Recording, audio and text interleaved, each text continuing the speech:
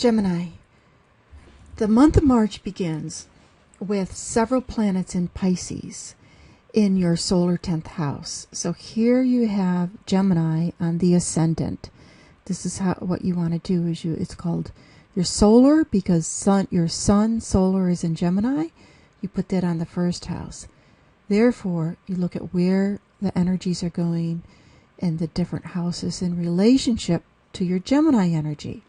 So you have all of these Pisces planets, Neptune, Venus, Chiron, Sun, Mercury, Mars, in your solar 10th house. And that is about your career. So there's an emphasis right now to take a look at your career, but it's all Pisces and Neptune, it's confusion. Are you confused about your career? Are you clear about it? What's ideal about it? What are you disappointed in it? Lots of these questions will come up, or are meant to come up, to take a look at, so you can embrace what's working, what's not, and move forward. The time that you will really get more clarity is at the new moon on March 11th. So the new moon on March 11th can bring more clarity about the direction of your life's work. So much more than just a job. It's your life's work. And bring that creative influence. And don't let anybody tell you that it can't be a certain thing, because Pisces is about the greater vision. It is about the big vision. Yes, you can go into daydreams, and is it real or practical? Well, no, Pisces isn't real or practical.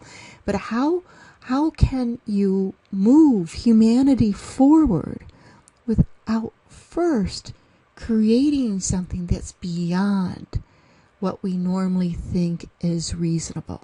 So it's about breaking free from the normal bounds. And the day after the new moon, Mars goes into Aries, and that will inspire you to be with your friends, to take some action, maybe drag your friend out to different places, do different things. So put some energy and action into the area of life with your people you hang out with, either your groups or your buddies.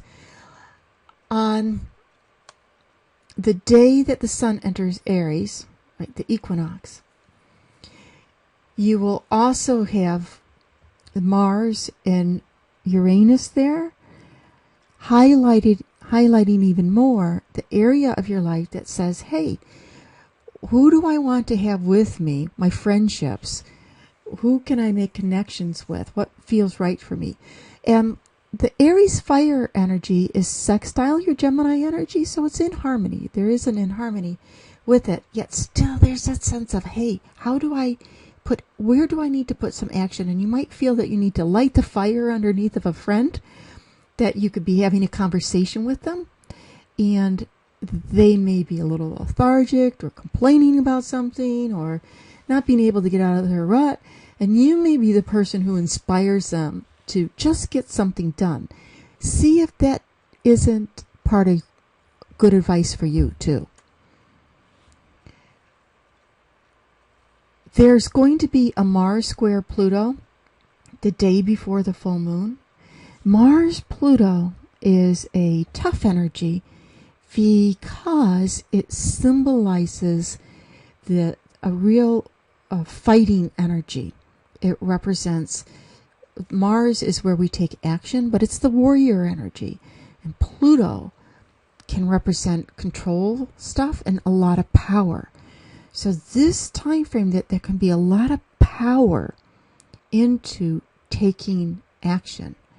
And it's setting up with Gemini. If you look at Jupiter's at 11 degrees of Gemini this day, that Pluto's at 11 degrees of Capricorn, and Saturn's at 10.5 degrees of Scorpio. That's called the finger of fate, or a yod. And Mars, which happens that day, is activating this yod.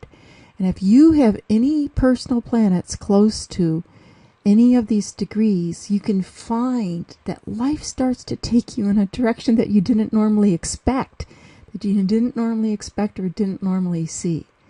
And you will have a sense of what that can be fairly quickly on the full moon, as the full moon will illuminate different areas or sections of your life.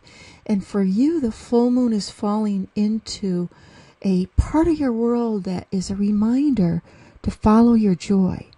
The moon is in the solar fifth house. Traditionally, it represents children and hobbies and love affairs, but it's really about joy. What brings you joy? So this time frame, the month ends with finding joy, finding happiness, and following your joy.